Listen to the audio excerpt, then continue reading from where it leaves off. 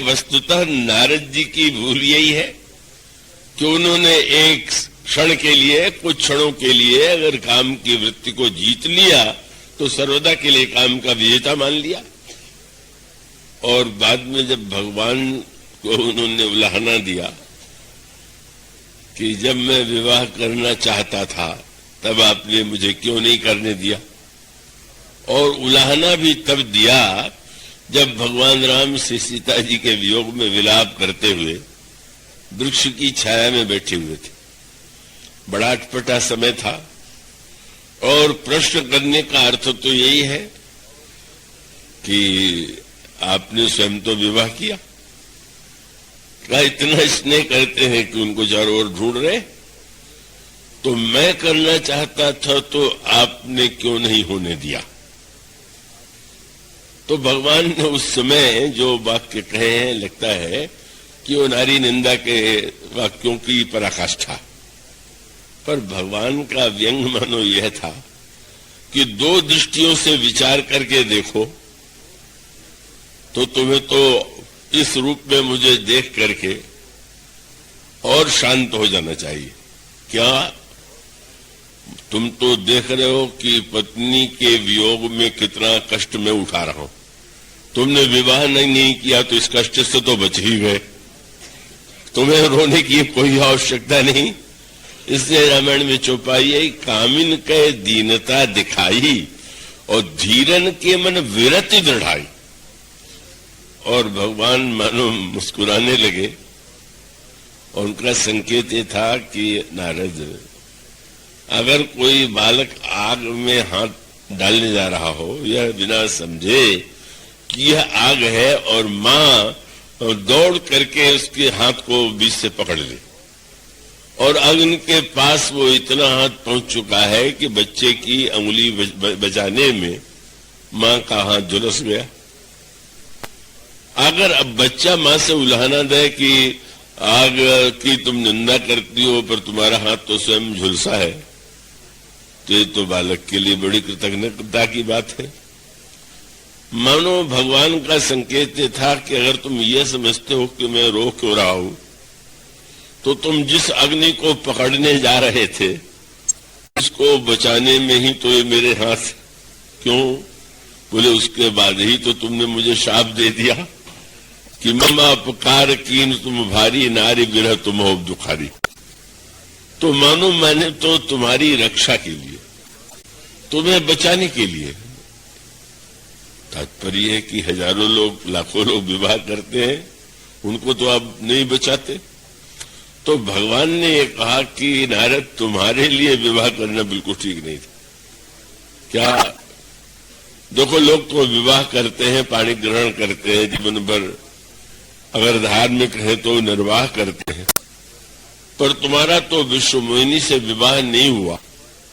केवल तुमने पाणी ग्रहण विवाह की विधि से नहीं, हस्तरेखा देखने के लिए किया, और उसके बाद ही तुम झूठ बोलना शुरू कर दिया। तुमने देखा विश्व मोहिनी कहा तो इसमें लगा कि ये तो कन्या बड़ी अद्भुत है। जो यही बरई अमर सोई होई, समर भूमि ते जीत न कोई, सेवई सकल चराचर जाही, ताही वरई सील निधि कन्या जाही। अब वो लक्षण यद्यपि समझने में भूल हो गई, लक्षण ये नहीं था कि जिस कन्या से इसका विवाह होगा, विवाह के बाद उस पुरुष में गुण आ जाएगा। लक्षण ये था कि जिसमें ये लक्षण हो उसी से इस कन्या का विवाह हो। पर उन्होंने माना कि इस कन्या से जो विवाह करेगा उसमें इतने गुण आ जाएंगे। तो नारद जी के विषय में बड़ा प्रसिद्ध था कि बड़े सत्यवादी, नारद वचन सदा सुचि सांचा। पर वो हस्तरेखा देखते ही जब राजा ने पूछा, महाराज क्या लक्षण है, तो चिंता हो गई। मैं लक्षण बता दूं और राजा पता नहीं किससे विवाह कर दे, तो इसलिए तुरंत उन्होंने असत्य से ही प्रारंभ किया। लक्षण सब विचारी राखे और कछु को बनाए भूप सनभाग। अच्छा है, शुभ लक्षण है। मानो भगवान का तात्पर्य है कि उल्टी बात होगी। पाणी ग्रहण धर्म है, पर जहां केवल व्यवहारिक पाणी ग्रहण में तुम में असत्य प्रारंभ हो गया तो विवाह हो जाता तो क्या होता, ये कल्पना तुम कर लो। मानो तुम उसके अधिकारी नहीं थे, इसलिए मैंने तुम्हारा विवाह नहीं होने दिया। पर वहां पर नारद जी में इतने विकार आ जाने पर भी नारद बच क्यों गए? और उसका उत्तर एक ही है कि नारद जी में काम की वृत्ति आई, विवाह की वृत्ति आई, पर उनके मुख से और उनके मन में एक बात आई। अब सुंदरता की याचना के लिए वे काम के पास भी जा सकते थे, काम भी परम सुंदर है, पर उन्होंने कहा कि नहीं, मैं तो भगवान के पास ही जाऊंगा।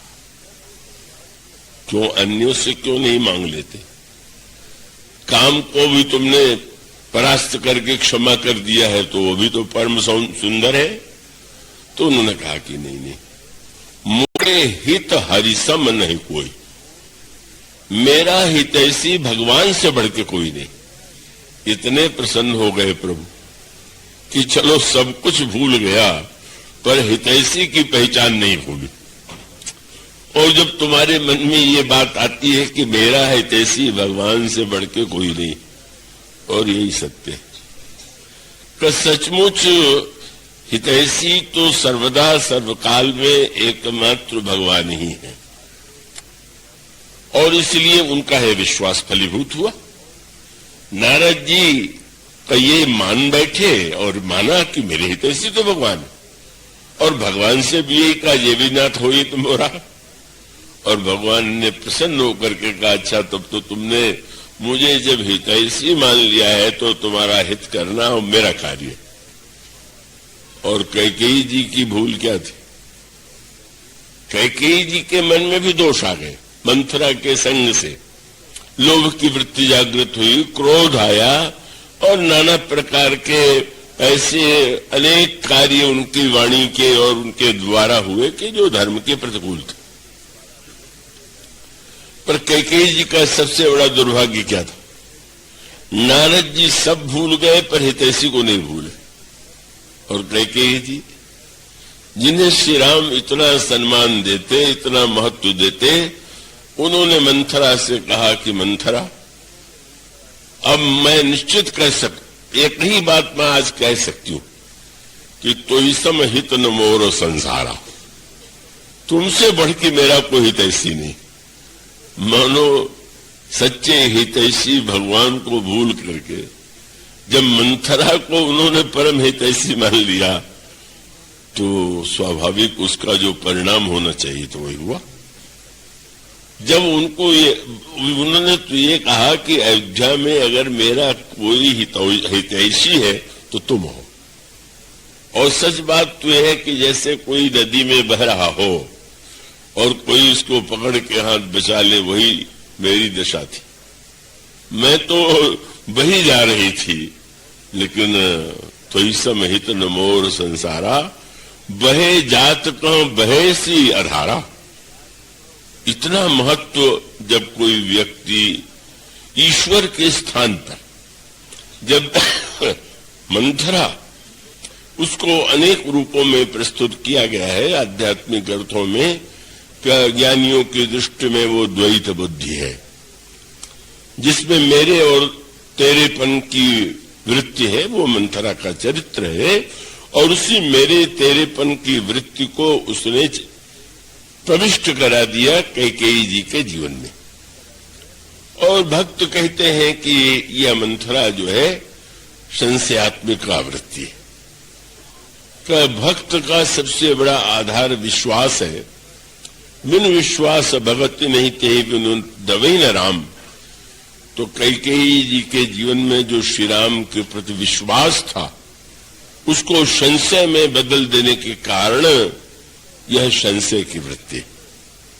ज्ञान की दृष्टि से वह द्वैत है, भक्त की दृष्टि से वह संशयात्मिका वृत्ति है, और क्रिया धर्म के संदर्भ में मंथरा लोभ की वृत्ति है। लोभ की वृत्ति का वो श्री गणेश कोई होता है जब उनके पिता ने यह वचन लिया महाराज श्री दशरथ से कि कैकेयी के गर्भ से जो पुत्र उत्पन्न होगा मेरी बेटी के गर्भ से, उसी को अयोध्या का राज्य दिया जाएगा, तो मानो कैकेयी को आध्यात्मिक अर्थों में क्रिया शक्ति मानते हैं। ज्ञान शक्ति से कौशल्या सुमित्रोपासनात्मिका क्रिया शक्तिश्च कैकेयी वेदो दशरथो नृप। कौशल्या जी ज्ञान शक्ति है, सुमित्रा जी उपासना शक्ति है और कैकेयी जी क्रिया शक्ति है। क्रियामयी, भावनामयी और ज्ञानमयी, इन तीनों रानियों का स्वभाव इन तीनों शब्दों में समाया हुआ। तो अब स्वाभाविक है, क्रिया की यह प्रकृति है, क्रिया करने वाला यह चाहता है कि जो मैं कर रहा हूं उसके बदले में मुझे क्या मिलेगा। ये क्रिया का सहज स्वभाव है। जो क्रिया परायण होगा वो तो इसी बात को सामने रख करके क्रिया करेगा। तो मानो यूं कह सकते हैं कि महाराज कैकेयी नरेश अगर अभिमान है और उन्होंने क्रिया रूपा कैकेयी को जन्म दिया, तो मानो उनको यह चिंता हो गई कि महाराज दशरथ ने यहाँ तो वचन दे दिया, लेकिन जब वे जाएंगे तो अयोध्या में एक परंपरा है कि ज्येष्ठ पुत्र को ही अयोध्या के राज्य का उत्तराधिकार प्राप्त होता है। तो उस समय अगर यह प्रश्न आया कि उन्होंने मुझे जो वचन दिया वह महत्वपूर्ण है कि जो सूर्यवंश की शाश्वत परंपरा है, जेठ स्वामी सेवक लघु भाई, यह दिनकर कुल रीत सुहाई, तो कहीं ऐसा तो नहीं होगा। क्रिया परायण व्यक्ति थोड़ा संशय युक्त भी होता है। अभी तो कह दिया, आगे नहीं किया तो उनको ये लगा कि कोई ऐसा बुद्धिमान व्यक्ति होना चाहिए कि जो कैकेयी हमारी बेटी के स्वार्थ की रक्षा करे। और उनको अपने नगर में सबसे बुद्धिमती जो दिखाई पड़ी वह मंथरा थी, और उन्होंने कैकेयी के साथ साथ मंथरा को भी भेज दिया। कैकेयी क्रिया शक्ति है तो मंथरा जो है वो मानो लोभ की वृत्ति है। जहां क्रिया है वहां लोभ है, और इस तरह से अयोध्या में क्रिया और लोभ का यह आगमन होता है। लेकिन वहां का वातावरण जो है वो तो इससे भिन्न है, वहां उदारता है। कौशल्या जी ने उन्हें सबसे अधिक महत्व दिया, सम्मान दिया, सबने उनको स्नेह दिया। इसलिए उस सद्व्यवहार के परिणाम स्वरूप उनके अंतर हृदय में जो पिता के द्वारा डाले गए संस्कार थे वो दब गए। पर मंथरा की चतुराई ये है कि वो तो बाल्यावस्था से साथ में रही है, तो जो संस्कार ढक गए थे अयोध्या के वातावरण में, का उस संस्कार को उसने फिर से उनको चैतन्य कर दिया। गोस्वामी जी ने इसके दृष्टांत दिया वर्षा ऋतु का। कैकेयी की बुद्धि अगर भूमि है तो मंथरा वर्षा के समान है। तो आपने देखा होगा जब वर्षा होती है तो खेत में जो किसान बीज डालता है वो तो जन्म लेते ही है, पर जो नहीं डालता वो भी पैदा होता है। नाना प्रकार की घास और नाना प्रकार के ऐसे जंतु उत्पन्न हो जाते हैं कि जिसको जीव ने डाला नहीं, मनुष्य ने नहीं डाला। मानो संकेत क्या है? कैकेयी जी के जीवन की समस्या यही है, विपत्ति बीज वर्षा ऋतु चेरी भूई भई कुमति कैकेयी केरी। मानो कैकेयी की बुद्धि में अयोध्या में आकर के सद्विचार जन्म लेते हुए तो स्वाभाविक नहीं था, पर मंथरा के रूप में जब कुसंग की वृत्ति की वर्षा हुई तो जो पहले पड़े हुए जो वस्तुएं पृथ्वी से निकल आती हैं वो भी कहीं भीतर होती हैं तब निकल आती। कोई ये नहीं कि मेढक जब वर्षा के बाद अचानक पैदा हो जाते, वो सब के सब जंतु या जो घास फूस है उसका होता ही है बीज। मानो हमारे आपके अंतःकरण में अच्छे विचार तो बोए जाते हैं, लेकिन बुरे विचार भी उत्पन्न इसलिए हो जाते हैं कि उसके संस्कार पहले से। तो जब सत्संग होता है तो सद्विचार आते हैं, और जब कुसंग का प्रादुर्भाव होता है तो हमारे जीवन में बुरे विचारों का प्रादुर्भाव हो जाता है। तो ये मंथरा जो है या तो लोभ है, या संशयात्मिका वृत्ति है, अथवा द्वैत बुद्धि है, और इन तीनों का स्वरूप उसके व्यवहार में परिलक्षित होता है, और वो उसका संकेत आपके सामने किया गया था। और उसका परिणाम क्या हुआ कि राम राज्य की स्थापना होते होते नहीं हुई।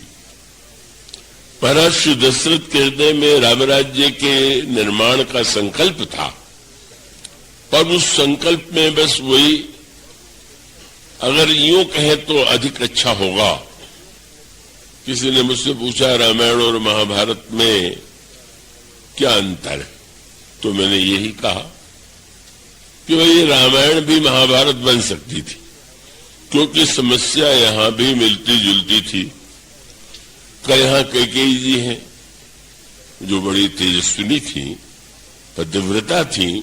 महाराज दशरथ के प्रति उनके हृदय में बहुत बहुत स्नेह था, और महाभारत काल में जो गांधारी है उनका भी धृतराष्ट्र के प्रति कितना प्रगाढ़ प्रेम था कि जब उन्होंने देखा कि पति की आंखें नहीं है तो उन्होंने कहा मैं भी अब अपनी दृष्टि से किसी वस्तु को नहीं देखूंगी।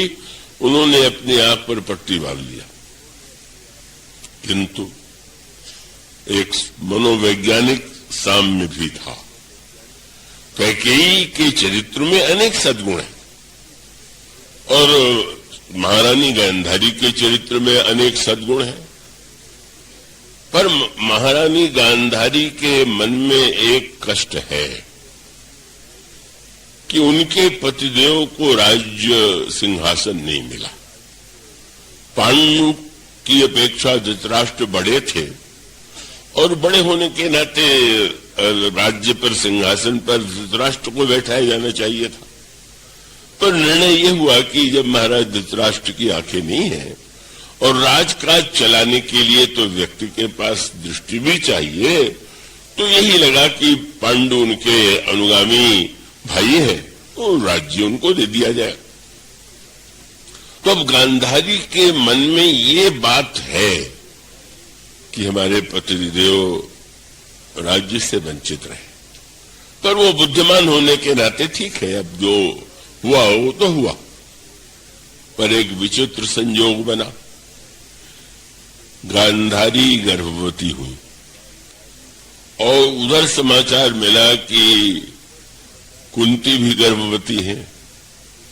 और तब गांधारी के मन में यह बात आई कि अगर मेरे गर्भ से पहले पुत्र का जन्म हो जाए तो हमारे पतिदेव को जो राज्य नहीं मिला था ज्येष्ठ होने के नाते मेरे पुत्र को मिल जाएगा, और इस तरह से पहले जो भूल हुई है उसका परिमार्जन होगा। वो सोचने की पद्धति में कोई दोष नहीं था, वो नहीं उन्होंने पुराने के लिए उलाहना दिया। मन में कष्ट है तो है, लेकिन चलो मेरे गर्भ से पुत्र उत्पन्न हो और वो सिंहासन पर बैठ जाए तो हमारे पतिदेव को जो नहीं मिला वो हमारे पुत्र को प्राप्त हो जाए। पर विडंबना, पता चला कि कुंती के गर्भ से पुत्र का जन्म पहले हो गया।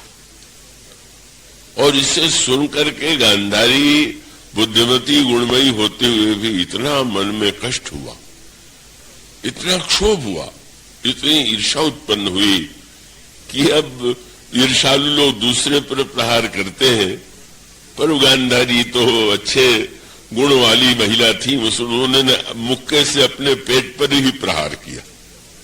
वो कथाएं बड़ी विचित्र आती हैं। वो पुत्र जो जन्म लेते हैं मानो 100 टुकड़े में बटा हुआ, और फिर उसको व्यास जी ने और विविध पद्धतियों के द्वारा वो 100 पुत्र के रूप में उनका जन्म हुआ। आगे चल करके आप देखेंगे कि गांधारी जो है वो दुर्योधन को समझाती भी रहती, लेकिन मूल में वृत्ति यही थी कि वे चाहती थी कि राज्य मेरे पुत्र को मिल जाए। ये संस्कार गहराई से था और उसका परिणाम सामने आया। महारानी कैकेयी के पिता ने भी वही संस्कार डाला था। वहां तो वचन भी लिया गया था कि उनके गर्भ से, बेटी के गर्भ से जो पुत्र जन्म होगा उसको राज्य मिलेगा। तो वो संस्कार जो गांधारी में है, कैकेयी जी में भी,